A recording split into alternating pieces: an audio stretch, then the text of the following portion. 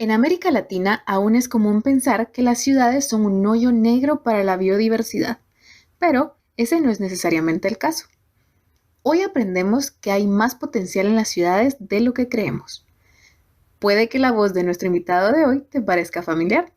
Lo conociste hace 4 meses en nuestro especial de podcast de ciencia, cuando conocimos más sobre el podcast Historias Cienciacionales. En este episodio traemos de vuelta al biólogo y candidato doctoral mexicano Rodrigo Pacheco, más conocido como Pach, para indagar más en la ecología urbana.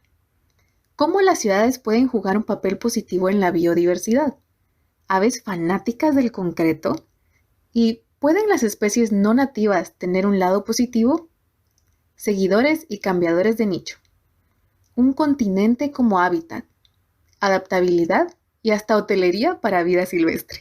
Empecemos. Hola, somos Dayan, Kat y Rana, 3 científicas guatemaltecas convencidas que las carreras en STEM son para todos. no solo para aquellos a los que les va bien en mate. Y todos nos beneficiamos de ellas a diario y te lo vamos a demostrar. Bienvenidos a Epistemas. Bienvenido de vuelta, Pach.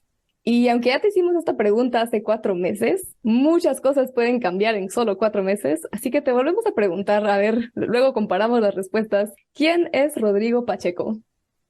Ay, hola. Bueno, primero, hola Rana, hola Dayan y hola Kat. Me da muchísimo gusto que me hayan invitado nuevamente. Estoy muy contento de estar con ustedes charlando ahora de ecología urbana y platicar un poquito de mi quehacer científico. Y con la primera pregunta, yo soy Rodrigo Pacheco, soy ecólogo, soy alguien que soy muy fan del pensamiento crítico. Me gusta mucho la forma de pensar científica, la forma de hacer la vida con base en la ciencia. Creo que ahí he encontrado una forma muy, muy cómoda con la cual me identifico de hacer vida y al mismo tiempo, pues eso también me ha llevado a mi camino científico que he disfrutado tanto. Entonces, digamos que soy una persona ecóloga de pensamiento crítico, pero que también está muy interesada en que las personas vivan bien y bonito, y esto implica no solo querer mejorar la vida de las personas, mejorar la calidad de vida de las personas de forma física en su aspecto ambiental, sino que también me interesa mucho el que eso también se refleje en las ideas que hay en la sociedad y en que todas las personas tengan acceso a la información, abrazar el pensamiento crítico, ¿no? Que todas las personas me gustaría que tuvieran esta idea de entender la realidad, porque hay muchas formas, ¿no? Hay muchas formas de entender la realidad. La visión artística, por ejemplo, también te da una muy buena visión para ello. Y creo que la ciencia es una herramienta más, y en ese sentido también me gustaría que la gente lo conociera de una forma más dinámica, más normalizada, y creo que también eso ayudaría mucho a exigir mejores cosas, a exigir mejor calidad de vida con base en herramientas científicas. Y creo que también eso es parte de lo que soy, querer compartir esto, y de ahí, pues también parte de la comunicación de la ciencia, la educación ambiental. Me gusta mucho todo lo que hay alrededor de ello y todo lo que se puede obtener, y eso ha ido formando parte de mi personalidad y ahora pues con mi quehacer también. Amante de los perros también, ¿cómo no? Y de subir cerros, si bien recuerdo, ¿no? Senderismo. Ah, sí, del senderismo de la naturaleza. Sí, en general, como que sí, de pronto cuando digo estas cosas, sí digo, es el cliché del biólogo, ¿no? Sí, perros, caminar, la naturaleza y estas cosas, pero pues sí, uno es así, ni modo. No, todo bien, no hay nada malo en eso. Y Para quienes nos están escuchando y no nos están viendo, Patch tiene hoy una gorra con un pajarito en... está súper linda. Sí, me Ay, encanta. muchas gracias. Fue un regalo de mi pareja. Este pajarito, para quienes no están viendo, sí, es el pájaro con el que trabajo, que es Leiothlipis ruficapilla. ¿Cómo? Leiothlipis ruficapilla. Algo así. Que es un pajarito migratorio que me regaló mi pareja una vez que publiqué mi primer artículo científico, que también fue muy emocionante.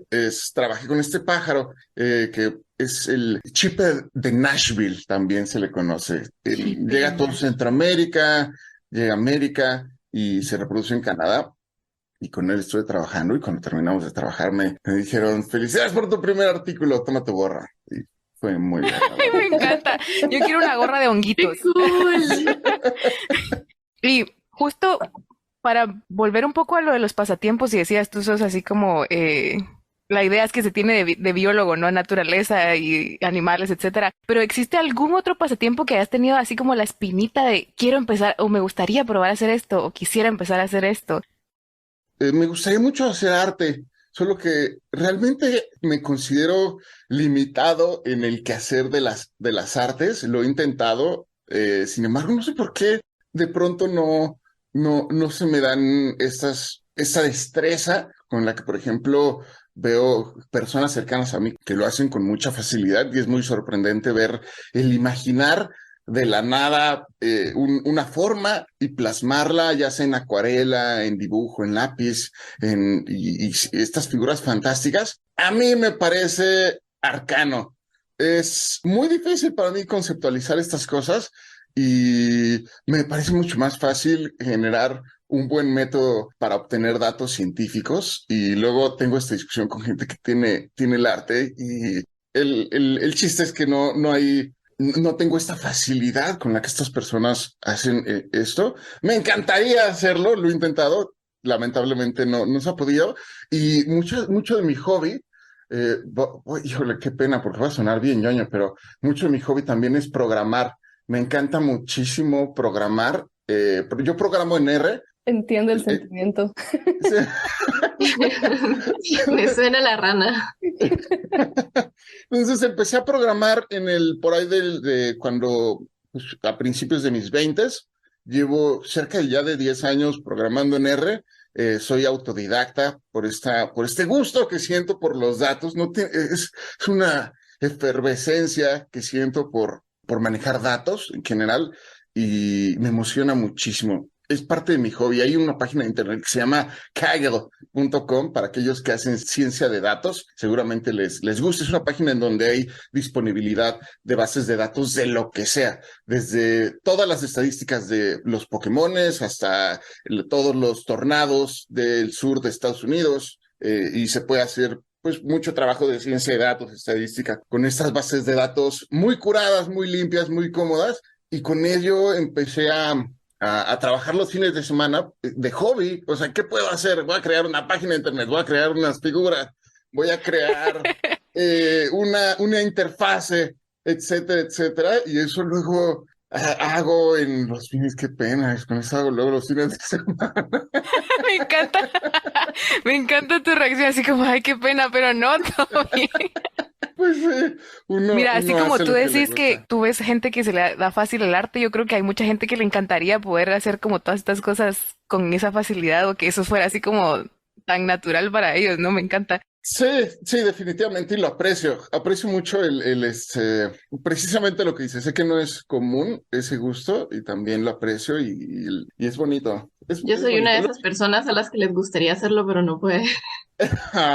Sí, lo único malo es que digamos que puede llegar a ser un hobby, al menos desde donde estoy, desde donde me desarrollo, ha sido un hobby un poquito solitario, en el sentido de que me es difícil encontrar personas, al menos en los foros o sí, pero no en persona, que les gusten estas cosas y luego intercambiamos. Tengo un solo amigo con el que realmente, aquí en donde vivo, con el que platico estas cosas y tenemos nuestra plática. ¿Has visto ese paquete? Ya utilicé esta función y, ay, el otro día Yo hice creo, bla, bla, bla. A la hora tienes dos. quisiera, sí, ajá, quisiera que los que nos están escuchando vieran la carita de la rana en este momento, porque cuando Patch dijo, no tengo con quién platicar de esto, la rana estaba así como yo, aquí. Sí, sí, definitivamente. El otro día vi un nuevo paquete, bueno, creo que no es nuevo, pero un update de un paquete de R para hacer como visualizaciones de anatomía. Y yo no Oh, sabía ni wow. a quién contarle. Creo que lo he visto para estudiantes de medicina. para poder graficar ciertas órganos, etcétera. Sí, Muy pero también impresionante. había uno, creo que es el que vi reciente, que había uno con ratoncitos, creo que más para neuro tal vez, pero había ratoncitos, palomas y no sé qué más creo. Voy a revisar y te lo comparto luego. Ay, increíble, sí, es Me muy encanta. emocionante ver paquetes Y así raros. nacen las amistades. Ajá, aquí ustedes están de testigos. Ustedes saben que aquí en Epistemas nos encanta como que llevamos con orgullo el poder decir somos nerds y pues bueno, solo les quiero decir que acaban de presenciar cómo nace una amistad entre nerds. Sí, sí, la vida nerd, tan Sí, bonita. próximamente un podcast Patch y Rana hablando de R. Sí. Si también te gustaría jugar con datos o ha estado en tu lista de habilidades por practicar y aprender, te dejamos el enlace a Kaggle en las notas del episodio. Pero tengo una pregunta. Dime. Bueno, en parte de la entrevista pasada nos comentabas un poquito sobre tu infancia, cómo conociste la hidroponía, cómo comenzaste como que a entrar al mundo de la ciencia, pero tengo curiosidad como, ¿qué le gustaba al Patch chiquito? ¿Dónde encontraba sus tardes cuando no había programación de R todavía? Yo me crié en la Ciudad de México, tuve la fortuna de vivir en un barrio con un parque muy cercano y también en un tiempo, al menos en México, en donde el jugar en las calles era normalizado en el barrio en donde crecí, porque todavía hay barrios en donde se hace eso, en distintas partes del país, también en distintas partes de la Ciudad de México, pero creo que esa costumbre ha ido cambiando por diversas cosas, ¿no? Empezando por la violencia, por los espacios seguros, por la falta de áreas verdes que ha ocurrido, o sea, la urbanización, la gentrificación, el cambio pues sí, de uso de suelo, donde cada vez más personas tienen menos acceso a este tipo de infraestructura en las ciudades, que son los parques, y también el hecho de poder conocer gente de tu misma edad cuando eres niño. Entonces, creo que me la pasaba todo el tiempo fuera en la calle. No era de esos que se iban al bosque porque no había definitivamente bosque cercano, solo un parque bastante, como decimos por acá, X, que no tiene mucho de nada, solo jardín, unos cuantos árboles, nada sorprendente. Y tuve la fortuna de jugar con muchos de ellos afuera de mi casa y básicamente eso hacía, o sea, me la vivía afuera, hasta yo creo que la secundaria. Y en la secundaria fue pues un poquito menos salida y pues ese cambio de entrada a la adolescencia en donde empiezan otros intereses, ¿no? Y otras actividades con las cuales uno puede llegar a entretenerse, pero en la infancia me considero muy afortunado de haber vivido en un barrio que uno podía jugar de niño en la calle con un parque y tuve mi pandilla de niños, los cuales ya sabes, ahora que vivo por acá también había una pandilla de niños hace poco y los veía y es muy curioso verlos desde en la mañana hasta en la noche y todo es una aventura todo el tiempo y es bonito, ¿no? Es bonito como esa infancia sin tanto aparato y que se puede disfrutar y empezar a conocer y explorar e interactuar en espacios naturales y en espacios donde uno, pues, se la puede pasar bien haciendo cosas físicas. Creo que eso me gustó mucho, eso lo aprecié mucho. Eso hacía básicamente, no mucho en términos de los tiempos libres. Y realmente creo que hay algo que siempre le comento a personas menores con las que estoy comentando ciertas cosas, aspectos de vida, que algo importante es que yo nunca fui buen estudiante en la primaria, yo era el peor estudiante, ¿no? También esto me sucedió en la secundaria e incluso en la preparatoria. No fui, digamos que no es que no entendiera ciertas cosas, simplemente no me importaba en absoluto lo que ocurriera en la secundaria. En la secundaria tenía que salir con la calificación de 6 y salí con 6.01, ¿no? O sea, mi madre me decía, ¿cómo es posible que hayas reprobado todas estas materias? Y le decía, bueno, el último semestre voy a sacar 10 en todas y no te tienes que preocupar, madre. Entonces, pues, eso hacía. Y yo ¿Y lo hiciste, en serio? Sí, o sea, como el último periodo ya sacaba 10 en todas y ya sacaba 6 y dije, ya ves, toda la flojera es validada porque pasé el año y ya no pasa nada. Y ya eso hacía en la secundaria y en la preparatoria En la preparatoria no tanto, porque al menos apenas alcancé a rozar el pase a la universidad con mi promedio de preparatorias. Ahí sí creo que sí me pasé un poquito, pero afortunadamente todo salió bien y fue hasta finales de la universidad que la ciencia sí fue algo para mí, pero también fue algo que empecé a descubrir en el camino. No fue de entrada que yo me metí a una carrera científica e inmediatamente así llegó el ñoño en mí, el nerd, y empecé como a sacar 10 y 10 y 10, como este despertar científico. Pues no, realmente empecé como a entender la ciencia, a entender cómo funciona, a dónde fijarte y cómo es el progreso, pues ya a finales de la universidad y eso pues es interesante, ¿no? Al menos desde mi perspectiva. Pero bueno, hablábamos de la niñez, pero valía la pena este paréntesis por decir que no ha sido un camino lineal y también eso es divertido. Justo yo tenía la duda de si en algún momento se te ocurrió entonces estudiar algo más y nos contás que en tu camino a la ciencia no fue algo lineal, o sea, ¿cómo empezaste? ¿Cómo fue ese inicio en la universidad? En la primaria yo les había comentado que yo tuve acercamientos con personas la vez pasada, pero lo comento que tuve una persona muy brillante en términos de educación para niños. Construía muchas cosas en la primaria a los niños, construía sistemas hidropónicos para que tú tuvieras tu propia planta y eso despertaba mucho el interés, ¿no? Él construía herramientas con las cuales me acuerdo mucho, prendía velas y se movía un carrusel y yo decía, oh, diablos, ¿qué es esto? Y pues no sé, construye como este tipo de juguetes que despiertan la curiosidad, que utilizan estas artimañas físicas con las cuales se mueven las cosas y se vuelve muy vistoso.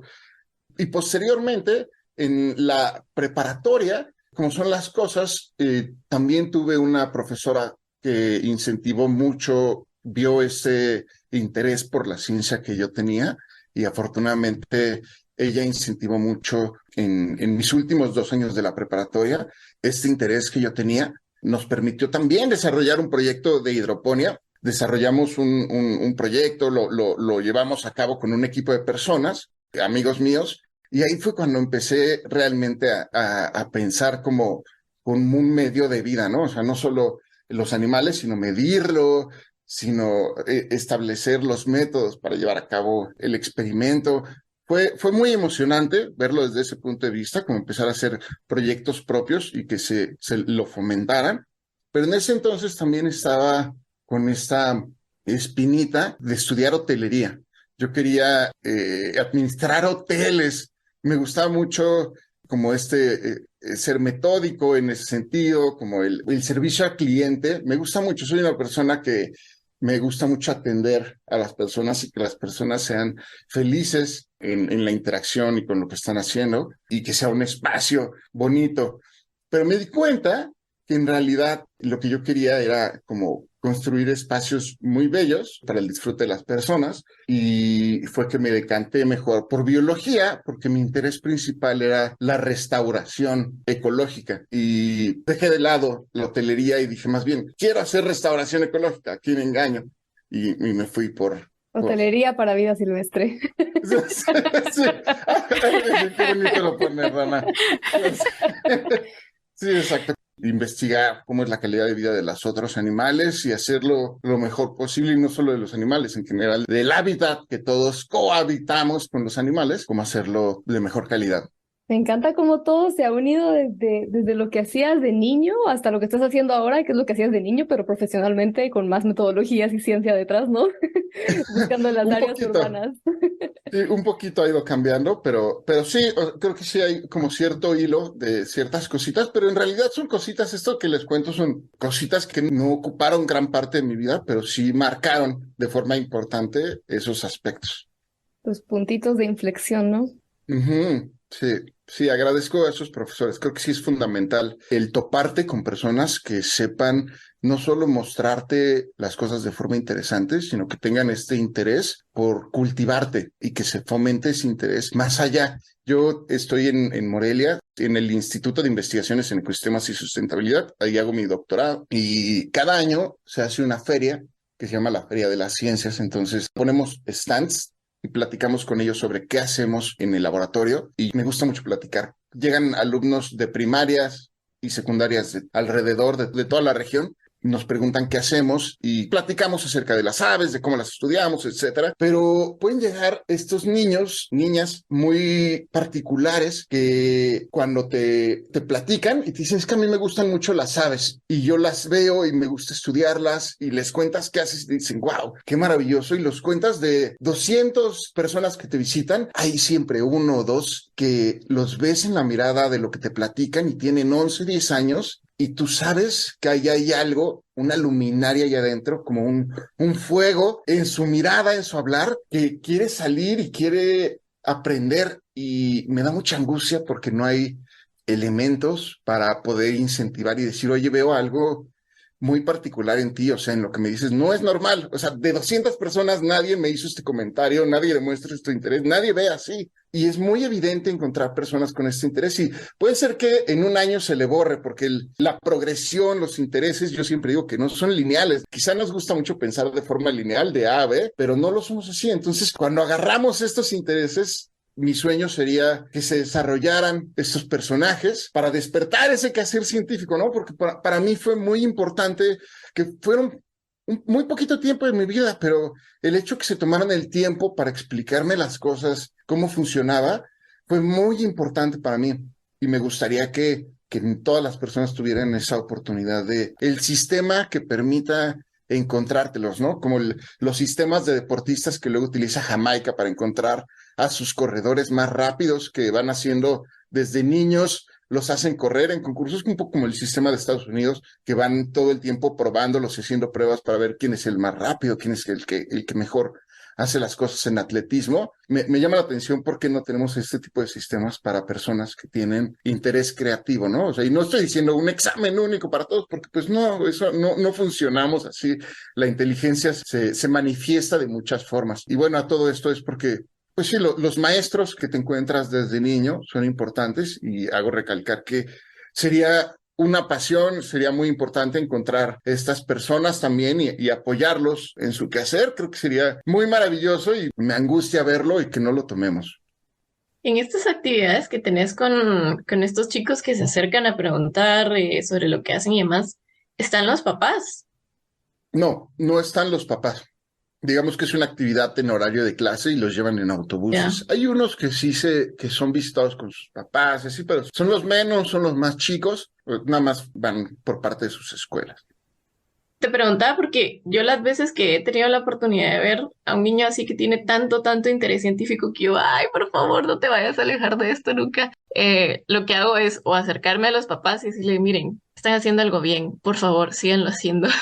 A él se le nota demasiado el interés y esto es algo muy raro, niños, de verdad, por favor, sigan apoyando ese interés porque pues es algo que es fácil perder, mucho más cuando uno está con niños chiquitos porque el resto de niños los ven como niños raros o a lo mejor les hacen caras y demás. Entonces es como que miren, es difícil y su niño va a llegar un par de veces a la casa diciéndoles que lo están molestando porque él dijo que le gustaba esto y a la mayoría de niños no les gusta. Eso es normal, pero necesito que ustedes lo apoyen.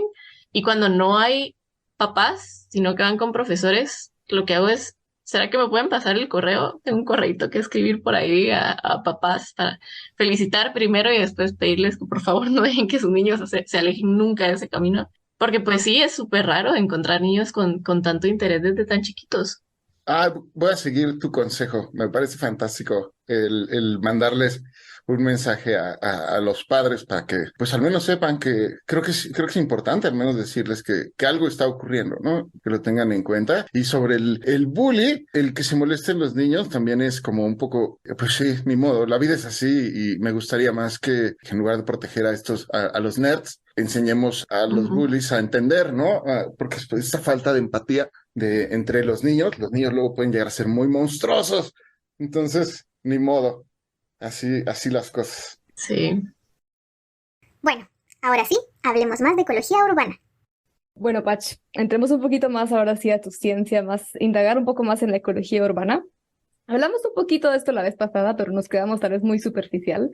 Pero para quienes no han escuchado el otro episodio, que lo van a ir a escuchar después de este, ¿nos puedes definir rapidito qué es esto de la ecología urbana?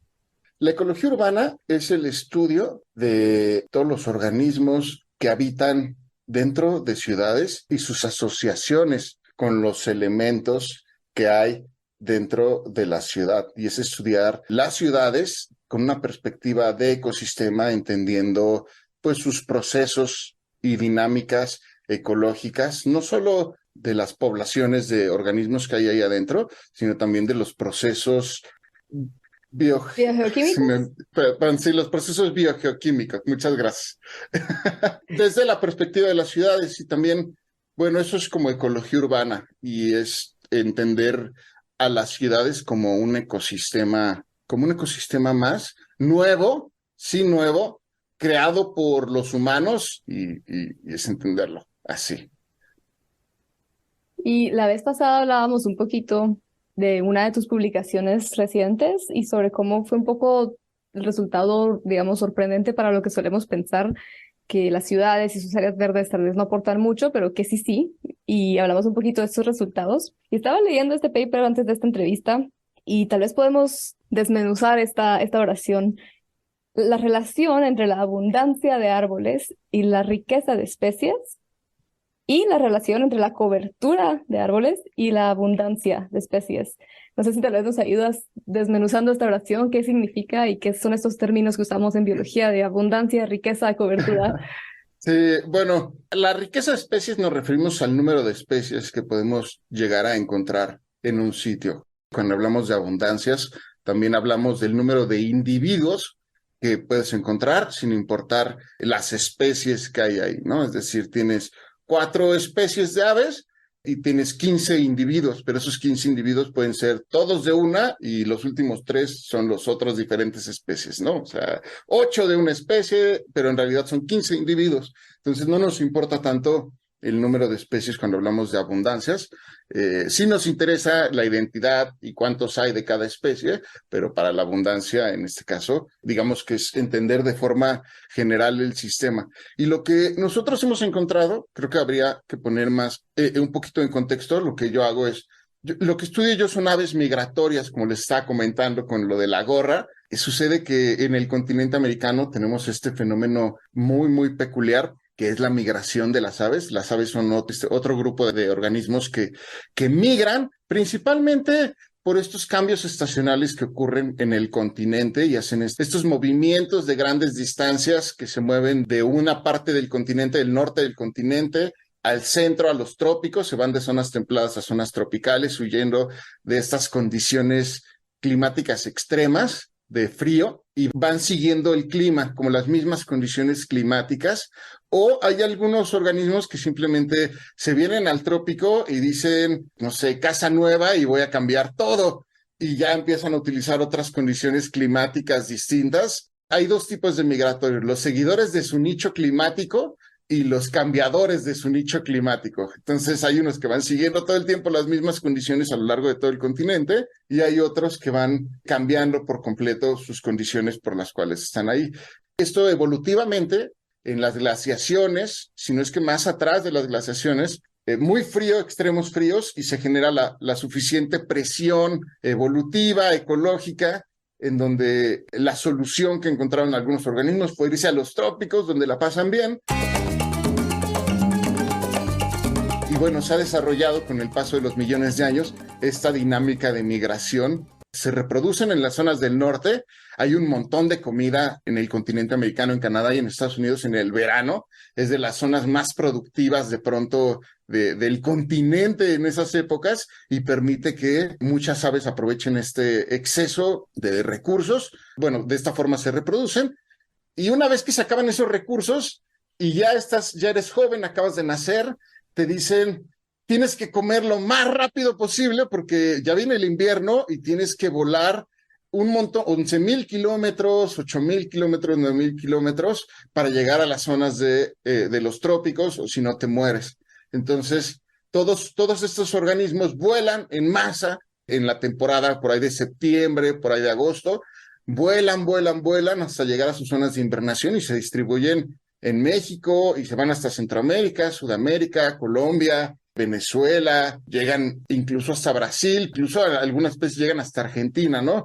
Y ya una vez que termina el invierno, pues van de regreso. La cosa es que como estos organismos van volando y van atravesando grandes distancias enormes, pues nosotros como humanos hemos ido cambiando el uso de suelo de una forma importante. Tenemos agricultura gigantesca, tenemos pues las ciudades ahora, y realmente entendemos muy poco. Son organismos muy elusivos de estudiar. Su hábitat, estamos hablando de nivel continental. O sea, nosotros estamos acostumbrados a estudiar organismos que se distribuyen en una región y tienes a tu población cerrada en una región y estudias, no sé, a los cocodrilos del manglar de tal zona. Pero aquí estamos hablando de especies que su hábitat es el continente. No hay límite para estas aves y empieza a haber límites en las características del hábitat que les permiten existir. Y ahí es donde entra el estudio, que es que estas aves llevan en declive poblacional por más de 50 años. Más de la mitad de estas especies, que son como más de 400 y pico, están en declive por su cambio de uso de suelo. Al estar cambiándolo, estas aves regresan al mismo sitio. Es muy impresionante que regresen al mismo árbol y al mismo punto a pasar el invierno. Entonces, con el cambio de uso de suelo, pues resulta que si le quitas el hábitat que usaba el año pasado y lo conviertes agrícola, este pájaro va a llegar a esa zona y va a decir, yo había puesto aquí un árbol y ya no está donde está el árbol en el que yo estaba durmiendo. Y pues eso ocasiona, imagínense lo que puede llegar a ocasionar. Ahora tiene que buscar otro árbol, pero ese árbol ya está siendo ocupado por otra población, ¿no? Otros individuos que ya llegaron y es su árbol. Entonces pues empiezan a reducirse estos espacios y estas áreas naturales en donde pueden llegar a habitarlo. Entonces se vuelve interesante qué papel están jugando las zonas agrícolas y en mi caso qué papel están jugando las áreas urbanas en este fenómeno, con este grupo que está desapareciendo y que lo estamos perdiendo por su sensibilidad a los cambios de uso de suelo y que sabemos muy poco por esta dificultad de estudiarlos, de entenderlos. Yo nunca voy a verlos reproducirse, al menos que me vaya a Estados Unidos y Canadá a encontrar un bosque boreal en donde ellos se reproducen. Y sucede algo muy curioso, que es que estos pájaros son muy estrictos en esconderse y reproducirse en los bosques. Pero algo sucede cuando empiezan a migrar, que siguen las características climáticas o cambian las características climáticas en las cuales viven y empiezan a utilizar una amplia cantidad de hábitats, empiezan a utilizar una gran cantidad de elementos. En lugar de ser muy conservadores en el hábitat, amplían un montón lo que pueden aprovechar en el momento de la migración y empiezan a aprovechar un montón de recursos distintos que no usan en su reproducción. Entonces, no sabíamos, y ahí mi tutor de doctorado, que es Jorge Schonduve, es uno de los grandes ornitólogos de México, él cuando yo llegué me decía, es que pasa algo muy extraño, hay una cosa que le decimos aquí en el laboratorio, el pocotón, y el pocotón se refería a esta forma de que hay muy poquita comida, es muy escasos los recursos que hay, pero de pronto encuentras una cantidad de aves migratorias brutal. Se pueden llegar a ser las aves más abundantes del territorio en invierno, más que las aves residentes. Entonces, la pregunta del millón es, ¿cómo demonios llegan tantas aves y se duplica la abundancia, se duplica la cantidad de aves que podemos encontrar de distintas especies migratorias? Entonces, él le decía este fenómeno el pocotón. Les cuento toda esta historia porque con lo que platicaste, con lo que iniciaste es la cobertura arbórea, la encontramos muy importante. Y les recuerdo que estas aves se esconden en bosques, o sea, se reproducen en bosques y antes utilizaban pues muchos elementos de árboles por aquí. No sabemos del todo exactamente cómo era el ecosistema original, al menos en esta región, pero sí sabemos que es más probable encontrarlos en zonas silvestres que han sido muy poco modificadas. Pero ahora, en términos de las ciudades, pues ¿dónde los vas a encontrar? Porque resulta que empezamos a encontrar un montón de aves migratorias adentro de las ciudades. Y el reto del doctorado ha sido, ¿por qué? ¿Por qué entran a las ciudades y qué están haciendo aquí adentro? Realmente las ciudades representan esta barrera que tenemos como paradigma de si es agreste, ¿no? Porque yo doy la clase de ecología urbana y nos gusta mucho abrir con una pregunta en los estudiantes de licenciatura. ¿Qué consideran que es la ciudad? Todas las personas ponen un lugar carente de vida, lo más horrible, pero en realidad le están diciendo que es lo más horrible a sus casas. O sea, es las zonas en donde vivimos, en donde nos desarrollamos, donde yo jugué en parques, donde uno conoce los amores, donde uno ríe, donde todo pasa. Y el paradigma es considerar que es la zona más fea que puede haber en la Tierra, ¿no? Las ciudades. ¿Y por qué? Nosotros somos los creadores de las ciudades y como que se nos olvida que podemos hacer lo que queramos. Somos un ingeniero ecosistémico. Hay que reconocernos como un organismo ingeniero ecosistémico, que los ingenieros ecosistémicos son aquellos organismos que modifican, ya sea físicamente, el hábitat, que pueden llegar a afectar a otras especies y pueden aprovechar estos cambios. Existen dos tipos de ingenieros ecosistémicos, autogénicos y halogénicos. Los autogénicos, como los corales o los árboles, cambian el ambiente en base a sus propias estructuras físicas, es decir, sus tejidos vivos o muertos. Los ingenieros halogénicos, como los pájaros carpinteros y los castores, cambian su ambiente al transformar materiales con o sin vida de un estado a otro. Esto sucede con hormigas, creando microclimas, creando sus grandes hormigueros. Esto lo hacen los castores. No sé, hay un montón de ejemplos. Y también se nos olvida que podemos hacer lo que queramos dentro de las ciudades, ¿no? O sea, si no nos gusta, podríamos cambiarlo.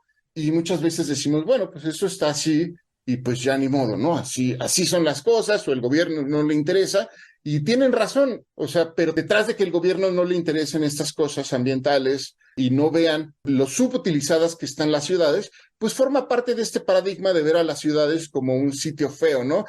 Se le conoce en psicología la hipótesis o la teoría de las ventanas rotas, el hecho de que si ves una ventana rota, es más probable que agarren una piedra y la sigan rompiendo, ¿no? Una casa y la vayan maltratando y vaya progresando su deterioro.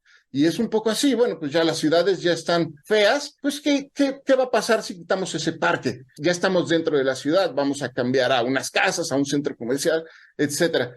Pero bueno, si partimos de que podemos modificarlo, nosotros lo que encontramos fue que se sabe que hay muchísimos organismos que aprovechan las ciudades, que han aprovechado las ciudades desde hace muchísimo tiempo, empezando por el gorrión Passer domesticus, que es el gorrión inglés, que desde hace más de 4,000 años está dentro de nuestras ciudades, principalmente en la parte del este de Asia y también en las ciudades europeas, pues es un habitante urbano muy, muy común que se encuentra en muchas ciudades del planeta. Pero lo que nosotros queremos encontrar es, bueno, de estos gran cantidad de pájaros migratorios que están entrando a las ciudades, ¿qué es lo que están buscando? ¿Qué están utilizando? Y fue que empezamos a encontrar estas asociaciones muy fuertes que tienen con los árboles, pero no con cualquier árbol, sino con árboles grandes, altos y con follajes muy densos.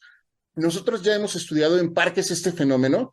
No les importa la posición del parque, con tal de que estén en un parque, el parque que esté en medio de la ciudad, si tiene árboles, son aves migratorias, vuelan a una altura muy, muy grande y nos dimos cuenta que llegan a cualquier parque que le pongas, siempre y cuando tenga árboles, lo cual a nosotros nos llenó mucho de alegría. Pensamos que íbamos a encontrar que les iba realmente mal, que no íbamos a encontrar muchas asociaciones con las ciudades, pero nos encontramos que los parques son faros de luz para estos organismos, no para todos, pero para los que sí, se vuelve un lugar fantástico para cumplir su ciclo de vida en la etapa de invernada. Aquí pueden comer, pueden aprovechar muy bien los recursos y posteriormente sacamos otro artículo diciendo, bueno, entonces están aquí, aprovechan los árboles, ya encontramos que aprovechan los árboles, solo les gustan los parques y las zonas de follaje muy denso, pero realmente están aprovechando las ciudades o están cayendo en una trampa ecológica. Y eso también es una realidad que luego los ecólogos pasamos por alto. No importa que tú encuentres un montón de algo en un lugar, puede ser que haya un montón de algo, pero que les esté yendo bien mal. Las ciudades también iluminan un montón en la noche, hay un montón de luces y estos organismos normalmente vuelan y hacen sus migraciones de noche. Entonces, cuando van volando, se ha encontrado que la luz modifica muchísimo sus rutas migratorias. Ellos van volando, ven luz de lejos y cambian su dirección y van hacia la luz. Entonces, la contaminación lumínica se ha mostrado un problema muy, muy, muy grande en la migración de las aves. Entonces, existe la posibilidad de que las aves que estemos encontrando dentro de las ciudades estén siendo engañadas y tengan señales equivocadas, y es lo que llamamos trampa ecológica, en donde las condiciones y los elementos del hábitat aparentemente son buenos o son atractivos para los organismos, y una vez que ya están ahí aprovechando los recursos, realmente no hay nada, no hay agua, no hay comida, y se mueren porque son engañados. Entonces, eso sería un sumidero poblacional, todo el que entra se va muriendo.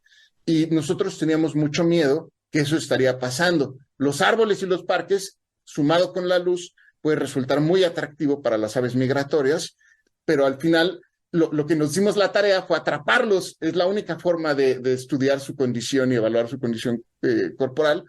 Y afortunadamente hay áreas verdes en la ciudad en donde vivo, que es Morelia. Hay pocos parques importantes, pero tuvimos la fortuna de que todos los dueños, los propietarios, las instituciones que albergaban áreas verdes permitieron estudiarlas allá adentro, atraparlas, montar redes. Nosotros montamos redes, las capturamos, las evaluamos un ratito, están como 5 o 10 minutos y las liberamos. Realmente es muy poco la manipulación que hacemos, pero es muy importante pesarlas y evaluar cómo están, su condición, si son hembras, si son machos, si son jóvenes, y eso hicimos en distintos parques de Morelia. Y también las evaluamos afuera de Morelia, porque tienes que compararlo. Ok, están así adentro de la ciudad, pero ¿cómo están afuera de la ciudad? Y eso fue lo que hicimos, y eso en otro artículo fue lo que publicamos, y encontramos que están igual de bien, tanto adentro de la ciudad como afuera de la ciudad. Entonces eso nos empezó a dar mucha esperanza y fue muy emocionante, porque no solo estás encontrando una gran cantidad, una buena cantidad de especies migratorias, estás encontrando un montón de organismos, de individuos migratorios, y ya se nos quitó el miedo porque ya las medimos y están bastante bien en salud y les está yendo bastante bien. Ahora la siguiente pregunta es ¿por qué? ¿Por qué diantres les está yendo bien, no? O sea, cada vez se van haciendo más preguntas. Y bueno, pero todo esto se asocia a los árboles, porque tienen una vida atrás, y esto es muy bonito porque tú, como ecólogo urbano, no solo es entender las ciudades, no solo es entender estas interacciones de ciudades, organismos, y encontrar estas asociaciones tan bonitas, porque también aquí se asocia con los árboles, y alguien que esté escuchando puede decir, pues son aves de bosque, ¿no? Obvio, o son organismos, obvio les va a gustar las zonas naturales. Pero si te vas a los que llamamos residentes urbanos, que son aves no necesariamente invasoras, son aves que son nativas de nuestro país, que viven dentro de ciudades, les interesan cosas, por ejemplo, entre más plancha de concreto haya, ellas son así, más concreto, porque son granívoras. Entonces fomenta que haya mucho espacio de suelo en donde pueden forrajear y pueden estar picando todo el tiempo las semillas que producen los pastos. Y estas, entre menos árboles haya, es mucho mejor para estos organismos, ¿no? Y es el paradigma que ha habido por mucho tiempo en zonas urbanas. En zonas urbanas mucho paradigma es, bueno, son granívoras, son aves granívoras, entonces son omnívoras que comen de todo, como por ejemplo aquí tenemos un ave que es el zanate, y tenemos la broma de que le gustan los chetos, es chetívoro, y abre las bolsas de frituras, las abren, comen las frituras súper bien, las comen con salsa, las comen con todo lo que te puedes imaginar, y es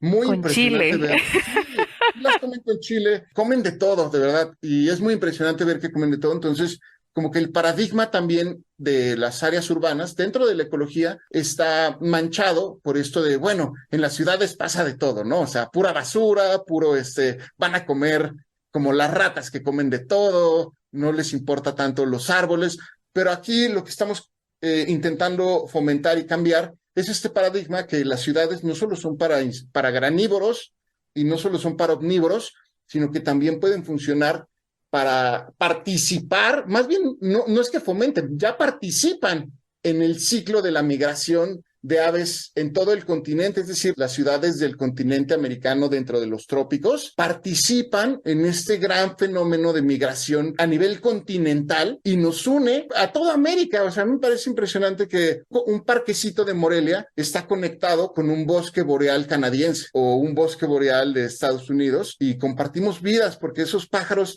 los vemos todos, los vemos en todas las ciudades que van recorriendo y nos los encontramos aquí. Entonces, de cierta forma, nos unen a todos en el continente y eso me parece muy bonito. Me parece que se nos olvidan estos aspectos y estos fenómenos en los que participamos y estas aves nos unen y lo que hace que estos organismos vengan a las ciudades, pues son los árboles y son insectívoras, podemos fomentar jardines, podemos fomentar parques en donde las recibamos mucho mejor y no solo identificarnos mucho mejor con los ciclos del planeta, los ciclos naturales, sino también este aspecto que les digo de conectarnos con otras personas a través de estos pequeños mensajeros que son las aves migratorias.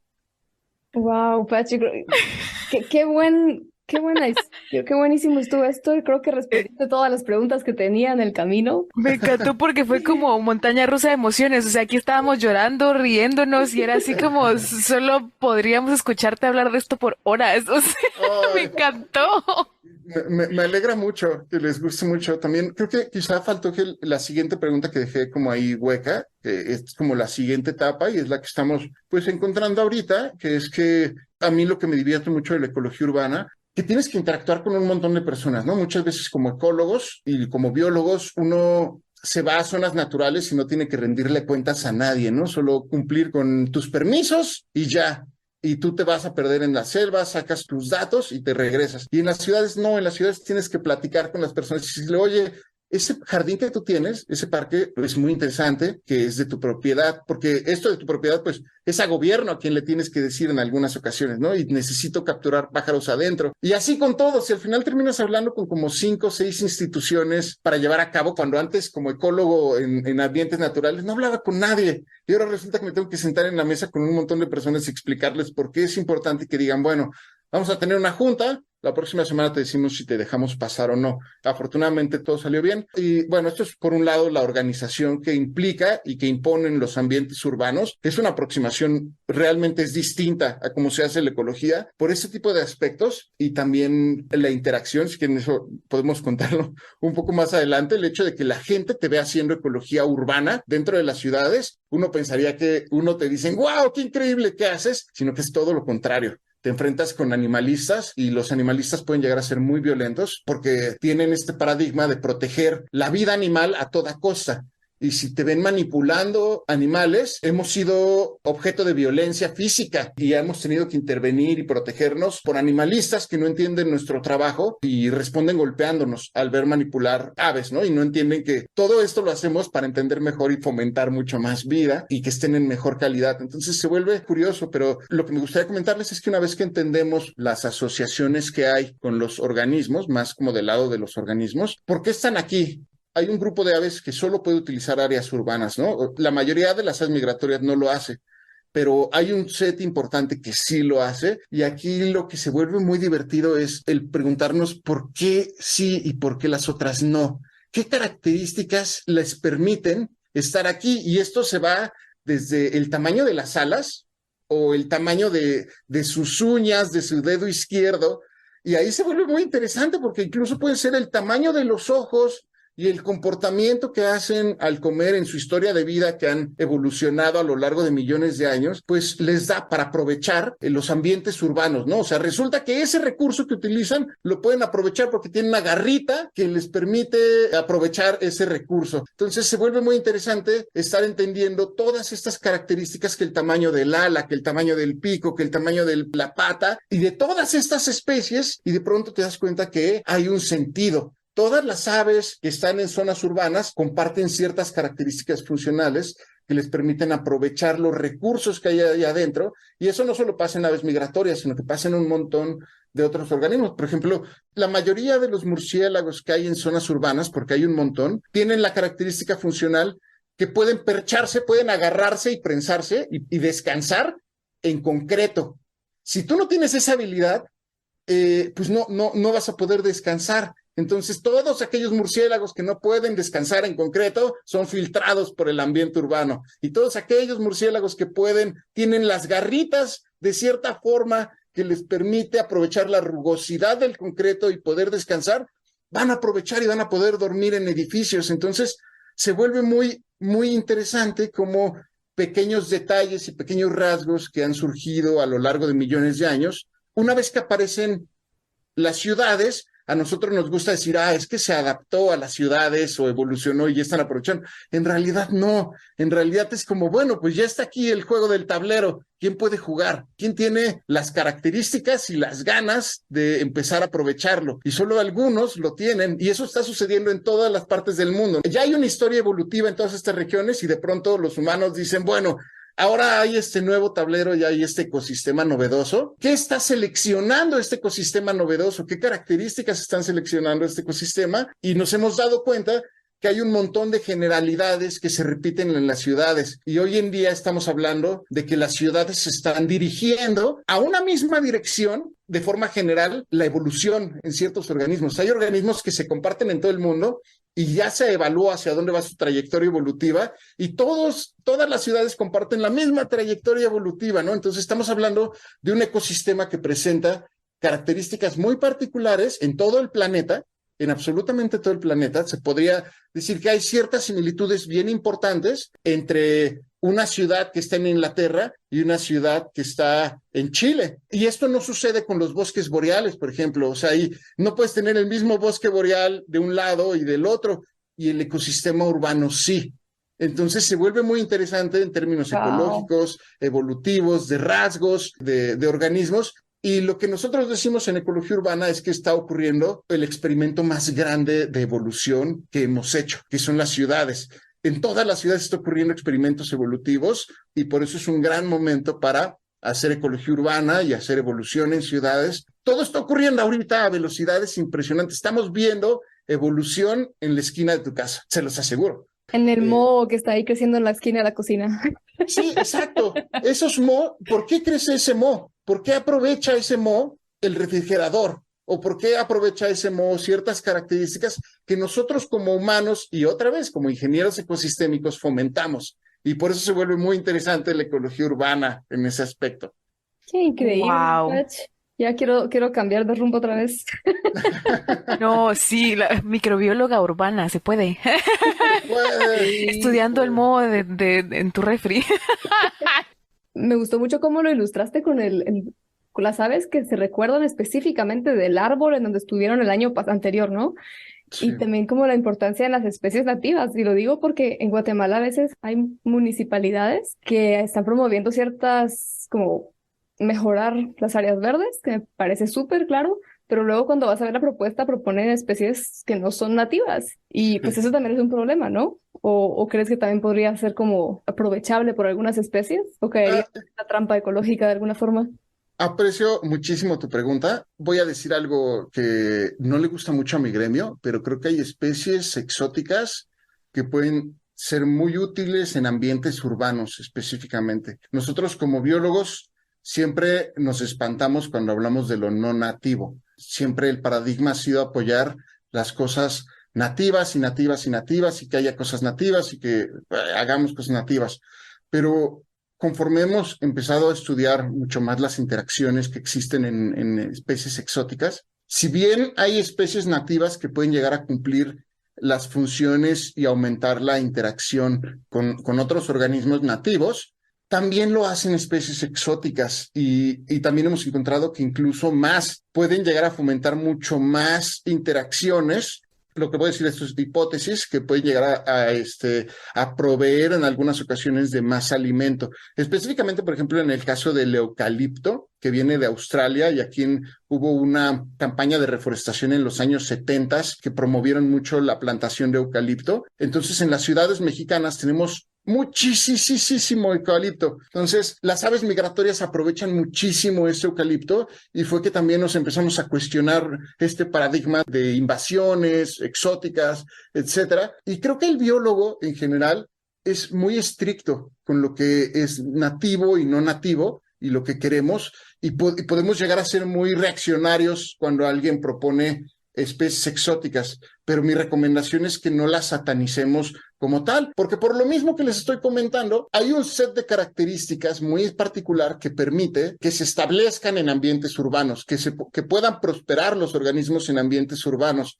Y sucede que muchas de esas especies son exóticas y podemos llegar a utilizarlas Dios mío, nos quejamos de un árbol exótico en ciudades cuando alrededor hay centros comerciales, casas, construcciones, lotes baldíos. Y ¿qué más puedes cambiar? ¿Por qué no empezar a jugar con cosas exóticas? Y algo muy interesante también que sucede en áreas urbanas y por cual principalmente no me espanta el hecho de empezar a estudiar las aves, las plantas exóticas o los organismos exóticos y entender realmente el papel que están jugando específicamente en áreas urbanas, es porque muy difícilmente hay muchas especies que no salen de ambientes urbanos. Como les digo, hay procesos muy particulares en las áreas urbanas que dan las condiciones necesarias para que estos organismos prosperen. Si las sacas de ambientes urbanos, ya no tienen el calor de la isla urbana, ya no tienen la fuente de agua tan importante de riego constante, ¿no? O sea, se someten al agua en términos estacionales, ya no tienen el manejo de poda.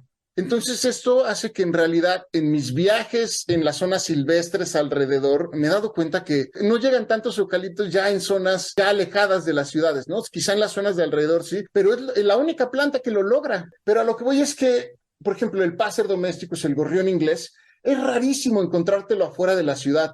¿Cuándo se han encontrado una paloma, una columba libia de las palomas del centro, afuera de la ciudad? Y eso es a lo que voy, que realmente hay que acordarnos que es un ecosistema que restringe la distribución de las especies y al manejar a las ciudades no nos tiene que dar miedo proponer árboles exóticos o soluciones principalmente con la vegetación. Pero si ya tienes a las plantas exóticas adentro de las ciudades, creo que es importante reevaluar qué papel están jugando y realmente desenmascararlas y decir, bueno, si yo quito este eucalipto, estás quitando servicios ecosistémicos que ya están siendo aprovechados y en lo que tú plantas otros árboles y toman el crecimiento y alcanzan el tamaño de lo que tienen estos árboles, pues sí, a lo mejor mejora, pero ya perdiste todo lo que había y muchas veces es muy difícil que crezca un árbol con éxito en zonas urbanas. Entonces los que hay que protegerlos a toda costa. Entonces creo que hay que reevaluarlo. El otro día lo dije en un congreso y casi me linchan, pero creo que las ideas, espero que me den la razón. Y si no, aceptaré la verdad como buen científico. Hay un libro muy bueno que leí el año pasado sobre esto justo, se llama The New Wild, como para darle otra mirada y aprovechar un poquito las especies invasoras que ya están en todos lados, de todas formas. Y me dio risa, yo quería compartir una anécdota rapidito, donde decías que, bueno, que esos ecosistemas urbanos pues, limitan a las especies que no van a salir de un ecosistema urbano necesariamente. Iba a decir que hay una pequeña población de zanates que dependen de la fuente de mi mamá y a las 6 de la mañana están catando así horrible y no se callan hasta que mi mamá no enciende la fuentecita y se empiezan a bañar. ¡Ah, qué lindos! Eso le digo a mis alumnos, qué buen ejemplo acabas de dar, porque les digo, si ustedes ven zanates, siempre hay una fuente de agua. Cuando vean zanates, busquen alrededor y les apuesto que va a haber una fuente de agua. Y si no la ven es porque está escondida en el jardín de tu mamá. Justo con un amigo que también es ornitólogo, lo estábamos hablando una vez que fuimos de visita al zoológico de aquí de Guatemala, que veíamos que los zanates estaban principalmente en las cajitas de los animales que tenían fuentes de agua disponibles, mientras que a los que como que les iban a ir a dejar cada tanto, no estaban, solo si había una fuente de agua disponible todo el tiempo, pues ahí estaban. Y le decía yo, mira, no sé si es coincidencia o si es que realmente dependen del agua. Y me dice, mira, hay toda una rama de estudio de por qué los zanates se mantienen solamente en lugares en donde hay agua. Sí, bueno, el zanate yo lo he estudiado, es uno de los bichos que me gusta mucho y lo hemos llegado a estudiar, hemos desarrollado estudios al respecto. Y lo que me gusta del zanate es que su historia evolutiva, nuevamente nada más como paréntesis, tiene una historia evolutiva de humedales. Su especie surgió en humedales de Tabasco, en la zona de México, y son pantanos inundables que tienen mucho pasto y tienen árboles de manglar altos. Entonces, lo que nos dimos cuenta es que los zanates interpretan las ciudades como humedales. Ellos gustan estar en zonas inundadas o con mucha agua, y también los encuentras mucho en los tinacos, en los techos de las casas. Aprovechan mucho los tinacos como fuente de agua, pero también porque los interpretan como árboles grandes, como en donde emergieron evolutivamente, y hacen cantos de territorio como si fueran en árboles. Entonces, los techos y los tinacos de los árboles los interpretan como árboles grandes, como los interpretaban en los humedales de donde emergieron, y los pastos inundables los interpretan como los humedales en donde surgieron evolutivamente. Entonces, desde la ecología urbana, nuevamente, puedes entender, o sea, haciendo sentido de su historia evolutiva, puedes entender como estas interacciones que tienen ahora con el nuevo ambiente, esto que les digo que el zanate sucede que tiene características que puede aprovechar, no es que se adaptó, simplemente se sacó la lotería con el humano.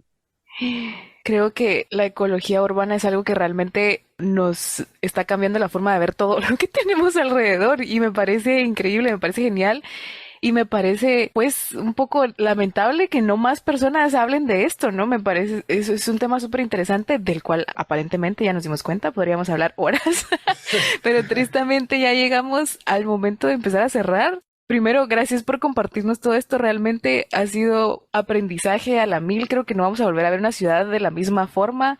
Gracias por compartir todo esto con nosotras. Y pues en el último episodio que tuvimos contigo y con Víctor en ese entonces, les hicimos las preguntas que siempre hacemos al final. Para quienes nos están escuchando en este momento, los invitamos a escuchar ese episodio al terminar este. Pero en esta ocasión quisimos cambiar esas preguntas finales. Y entonces la primera pregunta que te queremos hacer es, si tú pudieras cambiar algo de tu experiencia educativa, ¿qué sería? Aprender estadística de más joven y empezar a programar desde chico. Creo que el saber esas herramientas me ha ayudado mucho, no solo en el aspecto científico, como que me siento como con un power-up, con un superpoder dentro de la, haciendo ciencia. Realmente si quieres tener un superpoder en la ciencia, tienes que saber mucho de estadística y mucho de programación y te vuelve, digamos, un ninja en todos los aspectos, ¿no?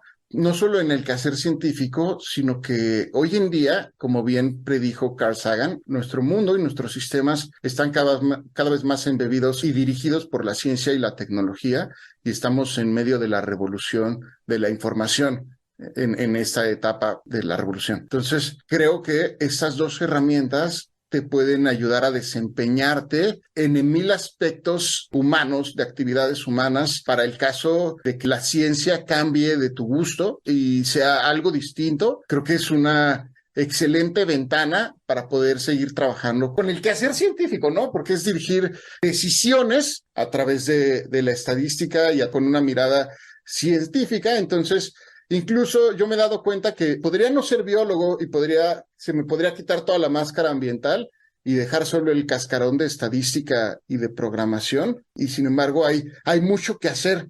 Y eso me gustaría también comentarle a los biólogos y a los ecólogos que muchas veces se preguntan, ¿qué hago, no? ¿Qué tipo de actividades puedo llegar a hacer más allá de la biología? A mí al menos se me cerró mucho el mundo en alguna etapa de mi vida y me costaba mucho trabajo entender cuál era el papel que yo podía desarrollar en la sociedad como biólogo y lo veía muy limitado.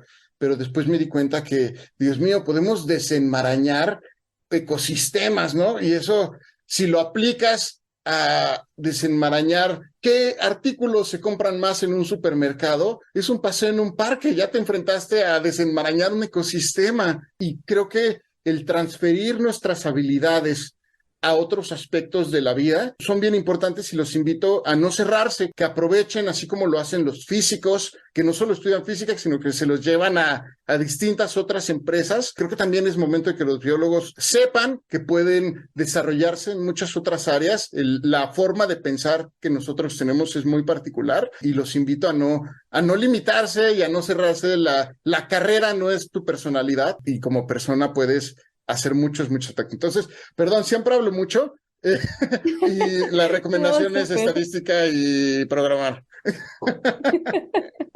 No, súper, nos encanta que hables mucho.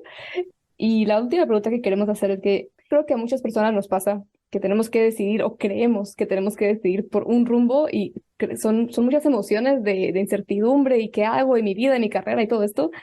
Cuando pues no es así, ¿verdad? Podemos siempre cambiar. ¿Qué consejo le darías a las personas que nos escuchan, que se están sintiendo así de atrapadas y como lo acabas de decir, que el mundo se les cierra? Yo creo que todos podemos ser expertos en lo que sea. No hay un secreto. Bueno, sí hay uno, que es la perseverancia. Y es lo más, no existe el talento como tal. O sea, solo existe la perseverancia y es lo único que persevera, valga la redundancia, porque no importa a qué te hayas dedicado, tú puedes ser lo que quieras. Lo que nos vendieron para mí es una mentira. El hecho de tú hacer una licenciatura y casarte con ese quehacer toda la vida, porque realmente son pocas las personas que tienen el privilegio de ejercer su carrera, ¿no? Y al final te das cuenta que ustedes pueden desarrollarse y es muy válido y es muy divertido desarrollar lo más que puedan. Y adelante, desarróllenlo y perseveren y ustedes pueden hacer lo que quieran. No hay nada limitante, todo lo pueden aprender. Y en este sentido también se transfiere a que si no les gustó, se vale cambiar la idea, irse a otra rama de la ciencia o irse completamente a algo completamente distinto y leer al respecto y formarse, ¿no? Hoy en día se puede hacer de todo y creo que tenemos que perder el miedo, atrevernos a los cambios radicales y creo que eso funciona para todos. Si no te gusta algo, es por algo, ¿no? Y de hacer algo que realmente te apasiona, sea lo que sea, siempre es una ventaja y las oportunidades van llegando. Algo que me quedó muy claro, por ejemplo, con mi quehacer de historias cienciacionales, es que yo siempre digo que uno siempre tiene que empezar simplemente a hacer las cosas, sin importar qué, y las oportunidades van a llegar si lo haces perseverando y si lo haces con cariño y lo haces con confianza, la gente se da cuenta o el trabajo va hablando por ti y hazlo, simplemente es mi consejo, que lo hagan y que sean perseverantes. Gracias, Patch, por recordarnos que nadie nace experto en nada y que para llegar a lograr lo que nos propongamos, la clave está en la perseverancia. A ver, ¿ustedes también pudieron visualizar todo este episodio cual película animada? Patch, además de ecólogo urbano, es un gran comunicador científico y junto a sus colegas Víctor y Sofía, a quienes conocerás próximamente en Epistemas, también tienen un podcast del cual puedes conocer más en nuestro episodio número 74. Gracias por acompañarnos en un episodio más de Epistemas.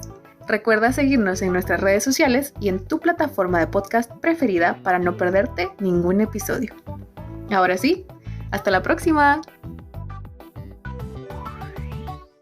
Y nada de hacerle feo a la ciudad, ¿eh?